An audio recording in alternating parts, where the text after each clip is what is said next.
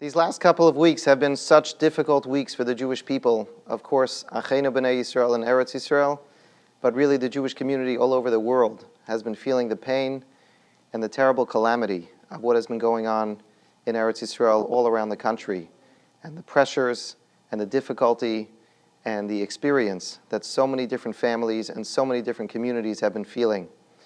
What gives us a tremendous amount of comfort in these very difficult times is when we turn to our leaders and we know that we have the opportunity to rely upon them, to get guidance from them, to receive comfort from them, and to understand the perspectives that they share with us about how we're supposed to frame and how we're supposed to understand and appreciate the times that we're living through. Today we have the opportunity to sit together with one of the great poskim of our generation, a leader who doesn't only lead a great following in Eretz Yisrael, but who so many in America and around the world turn to for guidance, for perspectives, and for comfort, especially in times like these. And what we're going to do today is not only gain some perspective about this whole situation that is so tragic and so difficult, but we're also going to go through some of the very, very complicated Shailos that have come up, wartime Shailos that are unprecedented, wartime Shailos that are extremely difficult, but wartime Shailos that require a sensitive personality who has the ability to understand what the question is all about, who has the knowledge to respond based on the guidance of the Torah Kedosha. And that's a lot of what we're going to talk about today. And we're so grateful that the Rosh Hashiva has given us his time to share his perspectives and to share the experiences that he has had and to help continue to guide all of us in how we should be feeling and we should be reacting. So the past few weeks since Simchas Torah have indeed been some of the most challenging times we have lived through. What happened in Simchas Torah is unprecedented, and it's unbelievable that this could happen in our time in Eretz Yisrael, Be'eretz HaKadoshah. The sights, the experiences, the horror is something we have not known or experienced since the Holocaust. In one day, more than 1,000 Jews, Anoshim, Noshim, V'taf, were just brutally murdered.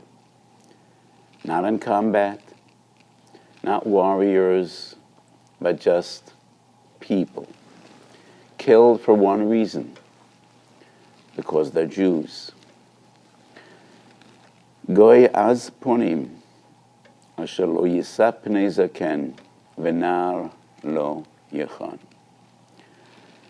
And the pain and the suffering is just something we cannot even describe, difficult to imagine. What's our call? I happened to be in America for a very short visit. I can't say I'm happy, but I'm cherished to have the opportunity to give some chizuk and share some thoughts with the Jewish community in America while I am here, even though I've been addressing people throughout the world from Yerushalayim as well. So today happens to be the yortzeit of my late mother. This morning I had a special minyan when I came. I flew in from Eretz Yisrael. My mother was a Holocaust survivor, as my father was. Zecher tzadikim levracha. She was an amazing woman. And just let me share with you one thought. She said many times, the amazing sequence of events leading to Yetziat Mitzrayim started when Yosef HaTzadik is in a dungeon, in the jail, together with two non-Jews. Obviously, the two inmates sharing the cell with Yosef HaTzadik were people of power and prominence. Sarah Mashkin and Sarah Weifen, both were ministers. So what does a Jew do when he's in a jail cell together with two powerful goyim?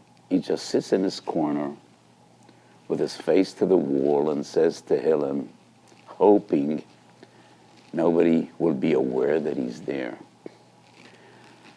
And Yosef turns to those two people and he asks, Madua penechem ro'im hayayim.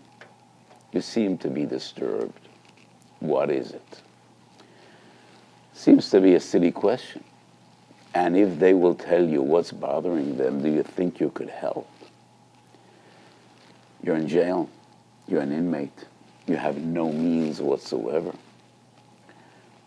So my mother used to say, but Yosef can't see suffering and not ask, what is it? Maybe I could be helpful. So he asked those two people, Madua penechem ro'im hayayim, and they tell him about some troubling nightmares, some dreams they had. And Yosef, in a totally miraculous way, just tries some new talent he was never aware of, a Pesach Haloimos. And with Ruach HaKodesh, he is successful. And that starts an amazing chain of events which ultimately leads to the long story of Golos Mitzrayim and Geulas Mitzrayim. Madua penechem ro'im hayayim. So we need to feel the pain. We are thousands of miles away. But what is so heartwarming and inspiring in this time is the entire Jewish people, miktzei ha'olam va'ad kitzeo, as if one heart, beating with the same rhythm. And in times like these, we really feel that the entire Jewish people is one family. Kolano b'nei ishad echad nachno. From Winnipeg to Copenhagen, to Johannesburg, to Santiago, wherever Jews are. We all feel the pain. We are all concerned. We all daven together. And we all try to do whatever we can to be helpful. And this achdus, this togetherness, is so important. It is always important, especially in times of war. So there's a well-known medrash quoted by the Yismach Moshe, who was one of the great Hasidic leaders 200 years ago. Mashal la'agudah shel kanim. One piece of straw, a little child, a baby, could easily break. But when you tie 500 straws together, Shimshon HaGibor can't break them. When we are together, no one could overcome us, and no one could destroy us. Ein kol umma v'lo shenichola l'shlot b'hem. So this togetherness is an inspiration, and we believe that if we all stand together in the country and abroad, Kodesh Baruch Hu will be with us. We will be victorious. And Kodesh Baruch Hu will listen to our prayers. There is also a huge awakening in Israel. Hundreds of thousands of troops asked for tzitzis. And that was a huge campaign in Israel. Because soldiers going into war could only wear military uniforms and fatigues. And I gave a special heter for girls in this limited period of time to tie tzitzis, because it was a real, what we define in halacha as a shad chak. A group of American businessmen sponsored a campaign. Every soldier that takes upon himself to put on tefillin every day from now on got a beautiful mehudadik pair of tefillin with a beautiful tefillin bag inscribed Ki Malach Yitzav Alach L'Shmochu B'Chol Derochecha. A week and a half ago, I was updated. There are more than 2,600 soldiers that have not been putting on tefillin up to now signed up.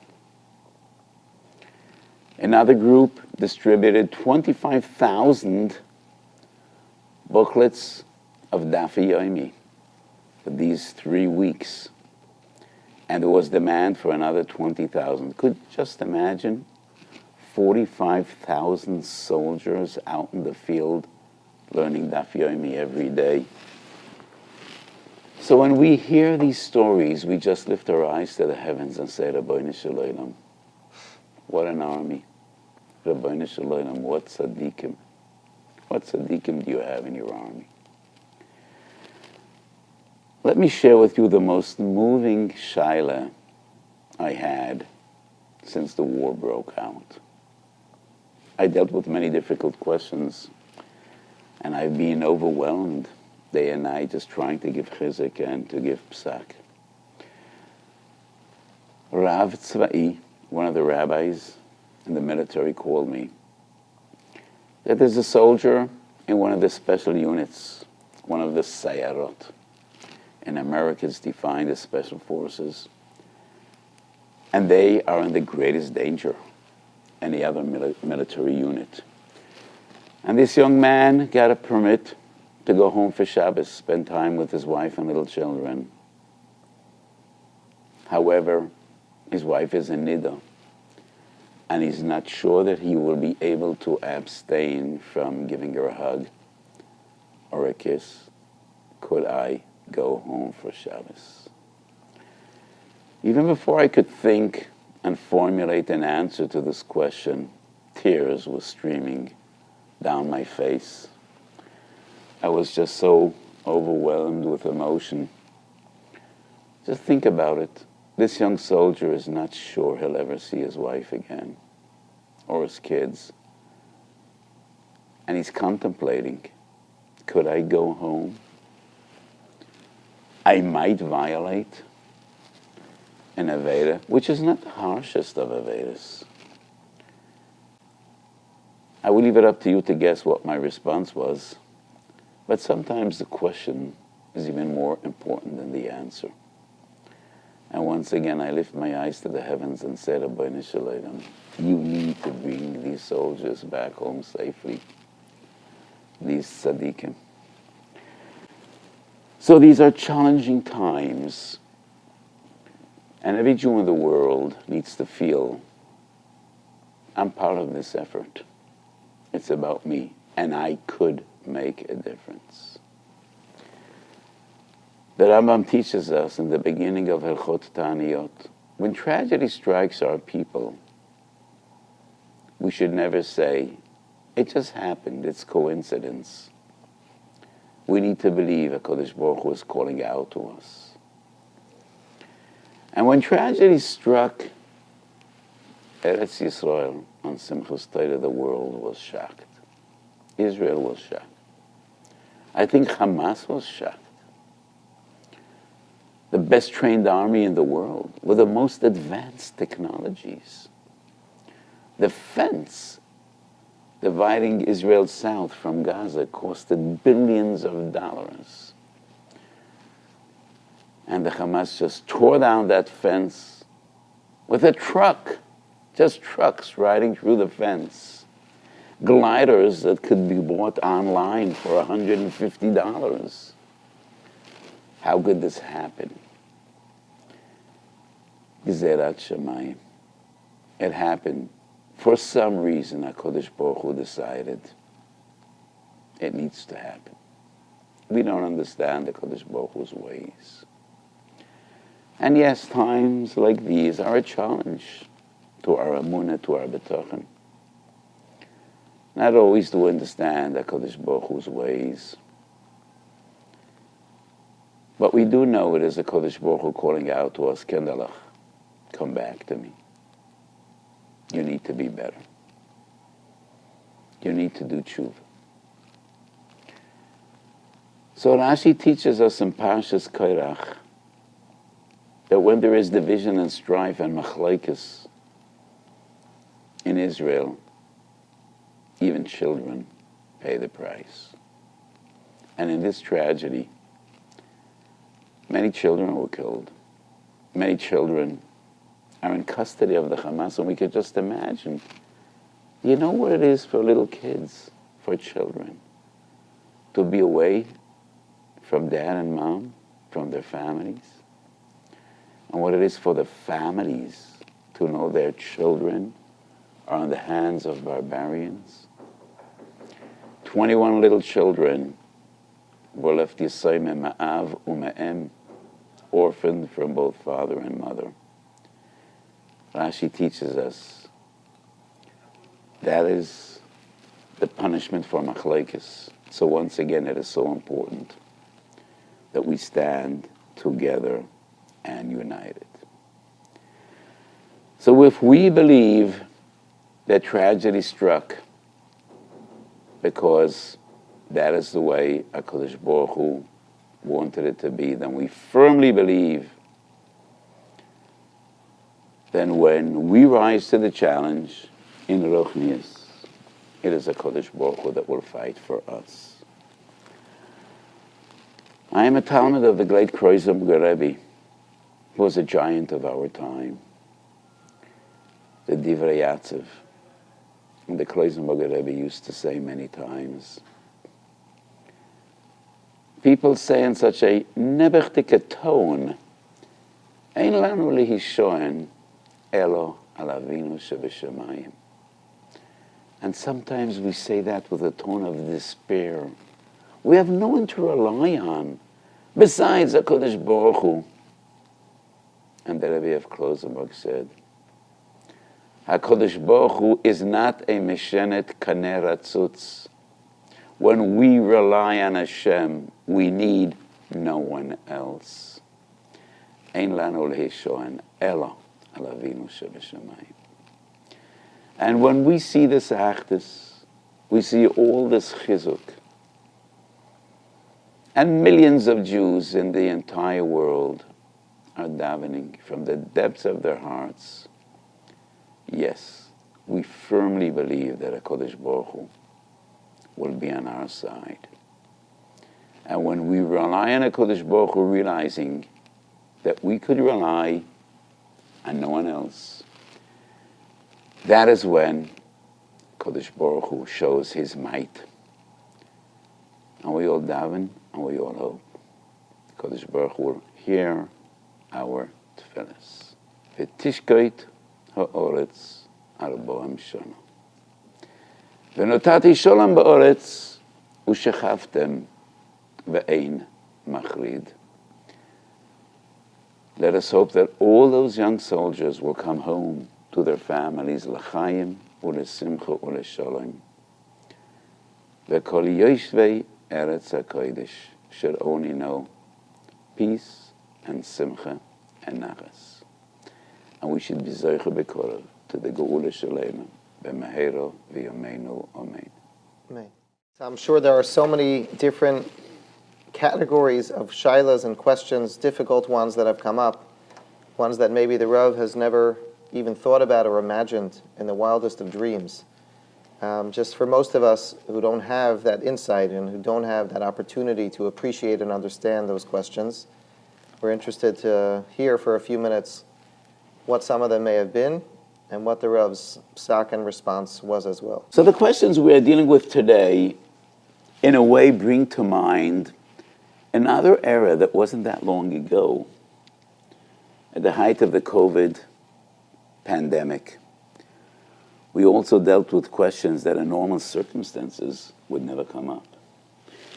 And after a year of COVID, I published a sefer, which is 650 pages, just dealing with the questions that I dealt with this pandemic. And the questions spanned the entire spectrum of Dalet Chelkei Shulchan Aruch, Orach Chaim, Yoredeya, Even Ezer, and Choshe Mishpat.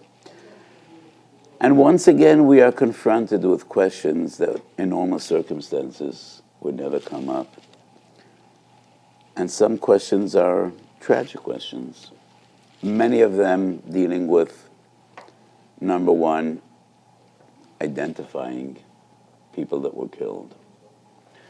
And because of the huge number of people that were killed, and the fact that it took long to retrieve all those bodies because of the war and because there were terrorists, and the first and most important goal was to save the living before we treat the dead, and just getting all the survivors out of the zone of military activities. And that brought a situation in which it was sometimes extremely difficult to identify the people. And to us, identifying the dead is so important, as everybody could understand, for so many reasons. Not only married men, and we're concerned that their spouses, their wives, should be able to remarry, but kavod hameis. For us, life is forever.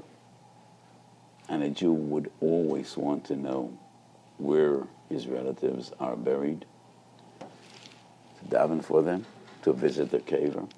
So for us, identifying the dead means more than for any other people in the world. And we use the most advanced technology, DNA, dental records, and sometimes even simonim that others wouldn't think of. There was one case, and as you could understand, I'm not going to mention any names because this is more confidential than anything else one could think of. But there was a young soldier whose DNA didn't fit the knowledge who he was. Actually, the DNA retrieved from his body fitted another soldier that was alive. And it became obvious that when he gave a blood sample, and every soldier in Israel gives a blood sample before he starts boot training, that if something happens to him, they should be able to identify his body. And human beings make mistakes. Probably was deposited under the name of another. It just didn't fit. And he was identified by a ring on his finger. And a family member made that ring, and he inscribed his initials in the inside part of the ring, and that was the identification. So I won't go into halachic discussions right now regarding the complexity of simonim and the reliability of different simonim. I'm just giving examples of. So every soldier wears what in America is known as a dog tag, which is a diskit with his name. Could we rely on that? Well, there was a very famous case in Israel in which, once again, a soldier was killed, and the diskit he was wearing, the dog tag, was one of his friends that was alive. So it became obvious he was afraid. He lost his tag and was afraid if his commander will say, "Where is your tag?" he will be punished, because if you don't have your dog tag, that is a grave violation. So he asked his friend, just give me yours till this inspection will be over. And then he was sent into combat and he was killed. So the most reliable method of identifying a body is either DNA or dental records, more than external identification. Those are some of the questions. Other questions regarding kavura, avelis, and aninas. Some families were notified about one family member that was identified and buried, and another family member that was identified but not with 100% certainty, and he was to be buried only a day or two later. So avelis and aninas coincide when there's a contradiction, am I an oinen or an oval? Because aninas and avelis have do different halachas, which was an interesting discussion. And some questions regarding kavura. Most of the questions are about Hilchas Shabbos. So before we move on from the topic of kavura to other areas of halacha, the Shulchan Aruch does say that there is a difference in the way in which we go about burying someone who dies al Kiddush Hashem versus the normal standard procedures that we have when we would bury anyone else? Maybe the Rav can say a few words about that. It is not that much a person that dies in Kiddush Hashem, but well, there are different minhagim. In America, people are buried in a casket. In Israel, they're buried just with tachrichim. However, soldiers are always buried in a casket. When a person is killed, violently killed, he is buried in his clothes, in his uniform, and not in tachrichim. And that is one of the reasons that soldiers are buried in a casket, in a box. So,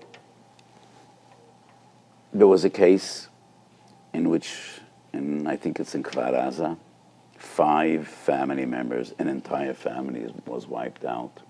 Father, mother, and 3 children. One of the children was a soldier. And they were all brought to burial together. So would one be in a casket and the others on stretchers? Or, because on one hand there's a principle, we're not mishana one mace from the other. So what do we do in a case like this? And the psak was, we buried them all in caskets. They should all be the same. We don't do tahara on a soldier that was killed in battle. So there are differences. And maybe the Rav can explain, why do we not do a tahara? And why do we not bury them in tachrichim? So when a person dies in Kiddush Hashem, he is pure. His body does not need to be purified. And he is pure, and he's a kodesh, and he goes straight up to Gan Eden. And that's why tahara is not a necessity. I'm sure there are many areas in Hilchos Shabbos that come up on a constant basis. When you have a soldier going out to war, when you have so many different things that are coming up now. Maybe the Rav can share with us some of the questions that were relevant to Hilchos Shabbos that may have been a great challenge over the last couple of weeks. Probably most of the questions, and the biggest challenge is Hilchos Shabbos. Generally speaking, I am deeply involved with the entire security establishment in Israel, whether it's the police force or the army or the Shabbat. And many times I say, it has been thousands of years since we actually ran a sovereign kingdom or state. It goes all the way back to the days of David and Shlomo, Melech Yisrael. Even in the days of Bayis Sheni, we didn't run the show. The Romans ran the country, and the Jews had somewhat a limited autonomy over the Jewish quarters, the Jewish community, and the Beis HaMikdash, but we didn't really run a state. So this is a huge halachic challenge. Could we run a modern state with total devotion and adherence to halacha? So when the state of Israel was established, Rav Herzog wrote a sefer, so did Rav Waldenberg. Some of the greatest gedolim dealt with these questions, and Rav Herzog suggested that the police on Shabbos ride on mules. And I wonder, why not horses? I mean, a horse is far faster than a donkey. Obviously, they couldn't afford horses. A horse costs much more to feed than a little mule. But in our day and age, I think that would not be a very practical and realistic proposition, having the police ride on mules on Shabbos. So, Hilchos Shabbos is always a huge challenge for a modern state, but far more so now in this period of war. So, when soldiers are given a permit to go home, for a day, so they go home Erev Shabbos, and they need to come back to the base on Shabbos. That would be a relatively easy psak. Yes, coming back to your base when there is a possibility that you will need to wage war on Shabbos, then yes, that would necessitate Chilul Shabbos. Could you go home to see your wife and kids and see them on Shabbos. That would be far more problematic. So, if we would have an un-Jewish driver to take them home, I would be matir, but I did not find enough basis to be matir chilul Shabbos dioraisa for a soldier to go home and see his family. So we tried to find other solutions. What is a major concern is, and Rabbi Kiva Eger 200 years ago, when he dealt with a cholera epidemic, voiced concern that maybe some of the kulas and heterim that we will give today, and he was doubtful, could we retract after this epidemic will be over? And to me, this was a major concern in this period as well. Not to bring about a situation in which there is no longer any Shabbos. A radio station asked me, could we broadcast on Shabbos? We think that our broadcasting is so important to the morale of the people. Well, there are many radio stations, but we are different. We are more right-wing, and we are more traditional, and we give more religion. So I could find no basis to be lenient having a radio station broadcast on Shabbos. Or some groups were soliciting Christian friends of Israel, raising money. Could we do that on Shabbos? And once again, instinctively we would like everything to run as efficiently as possible, but I did not find a heter to be Machal Shabbos to solicit and raise money for various different needs. So we need to be very careful. On one hand, yes, wherever there is a suffix pikuach nefesh, to have the courage to be lenient, but also to be very, very cautious and not bringing about a situation in which there is no longer any Shabbos. And we also need to have the foresight to understand that when this war will finally be over, and will we be able to just make a stand again and say what was permissible 2 weeks ago might no longer be permissible now. So Shabbos is a major issue. So once again, I don't think in this forum I would like him to go into many details, but I just try to explain the challenge of dealing with Hilchos Shabbos questions in this very special period. How does a posek deal in general with that balance of addressing a question as it comes up and potentially giving a heter, and considering the possibility that later on people are going to make an extension and misappropriate that heter to the wrong situation? This is always a concern, and we can never be 100% confident, where our heterim will be taken. And that is why clarity is so important. When you give a psak, it needs to be clear and precise and presented in a way which people will understand the limitations of the heter and the basis of the heter. And we could only hope that people will not take it much farther than we meant it to be.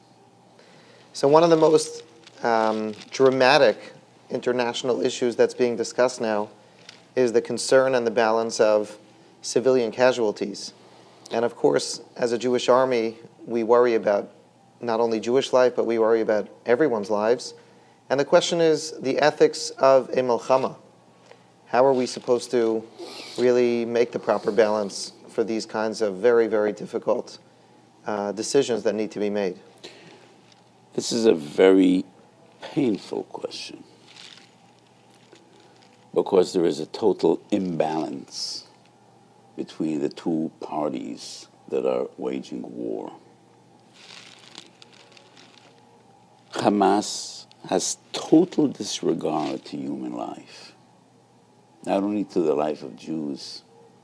They don't care about the lives of their own. And they deliberately use civilians, women and children, and even the ill, to put them in danger and hide behind their backs. Many of the Hamas control and command centers are located under hospitals. And statistically, I'm very careful when I quote things, but I did speak with a very intelligent source, and he said that proportionally there are far more hospitals and hospital beds in Gaza than the population really needs, because the one that needs those hospitals is primarily the Hamas, hiding under the beds. I'm not meaning literally of the ill. So on one side, what the entire world witnessed in Simchas Torah was so shocking, so cruel, so barbaric. It's too painful even to describe. On the other hand, I really believe that Israel is probably maybe the most ethical army in the world. And never would we target civilians intentionally. So in Minchas Asher, there is a discussion about hurting civilians during war. And this essay is unique by the fact that almost all the sources I quoted are from the Tanakh. Because as I mentioned before, we have very few sources in the Gemara or the Mishnah, and definitely in the ocean of a responsa of Shailos Teshuvos dealing with questions of warfare. Because for thousands of years, Jews didn't wage wars. So most of the sources I quoted are from the Tanakh. It is clear in a Safri, Parashas Shoftim, the Safri clearly says, even when fighting the enemy, you need to have mercy. And there are limits to what you could do. So on one hand, the Safri says, when you lay siege to an enemy city, you need to give humanitarian aid. You cannot deny food, water, or cause epidemics to break out. But that is before hostilities start. But when the enemy attacks you, then you destroy the enemy. And it is inevitable that innocent people suffer. Innocent people suffer for the follies of their leaders. And the responsibility rests upon the leaders who dragged them into this tragedy. So Israel is entitled to destroy the enemy. Try to minimize civilian casualties. Yes, that is clear in our sources, in the Rambam and Hilchos Malachim, primarily the Safri, which I quoted in Parashas Shoftim. We are to try to minimize civilian casualties. We will never deliberately, intentionally hurt civilians, but it is inevitable, especially when the enemy takes advantage and puts civilians in the line of fire, and we have no other option because the enemy needs to be destroyed, and it is our obligation to safeguard our people. We are pained and hurt to see civilians suffer, but in war, many times it is inevitable. So some strategists say the only way to overcome Hamas is to be as cruel and more cruel than they are, and have them pay prices that no society could sustain. But I don't think Israel can ever do that, because we're Jews. And Jews are never happy to see human suffering. As Jews, we need to care not only for our own, but for others as well. Many times I quote two most important sources that we are to love every human being. Not only to respect, but to love. Not only our own, but others as well. And the two sources I quote, nobody would think they were very progressive, modern, reform-minded thinkers. One is Reb Chaim Vital in Shari Kedusha, the greatest disciple of Dari HaKadosh. And he writes in Shari Kedusha, Chosid Amiti, a real Chosid, Oyev Kol Adam, Gam Nochri. And the other is Rebbe Melech Melezhensk, the Noam Melech. And these weren't, they weren't associated with the Reform movement or with the Haskalah. And Rebbe Melech Melezhensk, I think it's in this week's Parsha, writes a similar line, dealing with Avraham Avinu. He loved every person. We cherish life. To us, life is precious. Not only our own, every life is precious. And every human being was created B'Tselem Elokim. But war is war. And sometimes civilians pay the price. And the responsibility rests upon those that take advantage of civilians to destroy life. And that is our brutal enemies, the Hamas. There's a lot of discussion in Eretz Yisrael, a sentiment that we feel so hurt by what has been done, we have to go and take revenge, we have to take nekama. I've been wondering, is that a Jewish concept? That do we just try to eradicate evil from the world? Or is there a Jewish concept, does the halacha recognize this concept of nekama? I think that has more to do with Jewish philosophy than with halacha. I do not recall any context, any halachic context. All we know is lo tikom velo titor. I think revenge should be left to HaKadosh Baruch Hu. Keil nekama is Hashem. You know, the Israeli army is officially defined as Tzava Hagana Yisrael. I think most other armies in the world are not necessarily defined as a defensive force. And I think it really reflects Jewish values. We are here to care for our people, to safeguard our entity, Jewish lives, and to safeguard our state, which HaKadosh Baruch Hu gave us as a gift to our forefathers. I don't think revenge is for us to do. We leave that up to HaKadosh Baruch Hu and Keil Nakom Yisrael. Is there anything else that has come across the Rav's table over the last few weeks? So much has come across my table, I wouldn't even remember. But once again, I think every Jew in the world needs to feel responsibility. This is a joint effort. It's the soldiers in the field and the boys sitting in yeshiva. And when I spoke to yeshiva boys in Israel, I told them, young people your age are out there killing and getting killed. They don't have a 2-hour afternoon nap every day out there in Gaza. Neither should you. I think every yeshiva boy sitting in yeshiva needs to feel more responsibility. Learn better, learn more. Daven better, daven more. That is your call. And wherever we are, every Jew needs to feel, if we believe in Hashgacha, and we believe in the koyach of Torah and koyach of Tefillah, you should be doing more.